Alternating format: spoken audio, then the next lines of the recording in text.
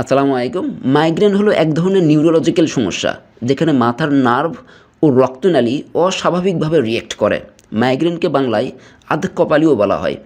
মাইগ্রেনের ব্যথার ধরন হলো মাথার এক পাশে তীব্র ব্যথা হয়, মনে হয় ব্যথায় জায়গাটা কাঁপতে থাকে, বমি বমি ভাব হতে পারে, আলো, শব্দ এবং কোনো গন্ধের কারণে ব্যথা বেড়ে যেতে পারে, চোখে ঝাপসা দেখা, ক্লান্তি, ঘাড় ব্যথা, এগুলো মাইগ্রেনের লক্ষণ। আসুন এখন জেনে নেই কেন মাইগ্রেনে তীব্র মাথা ব্যথা হয়।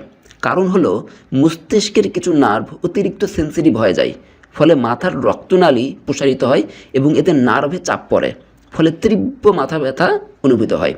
তাই মাইগ্রেনের ব্যথা থেকে বাঁচতে অতিরিক্ত টেনশন, দুশ্চিন্তা, রাগ, অতিরিক্ত আলো, জোরে শব্দ, মোবাইলের দীর্ঘক্ষণ ব্যবহার, পানিশূন্যতা, অতিরিক্ত ঠান্ডা বা গরম, কম ঘুম, দীর্ঘ সময় খালি পেটে থাকা, চকলেট, চিজ এবং প্রসেসড খাবার থেকে দূরে থাকুন।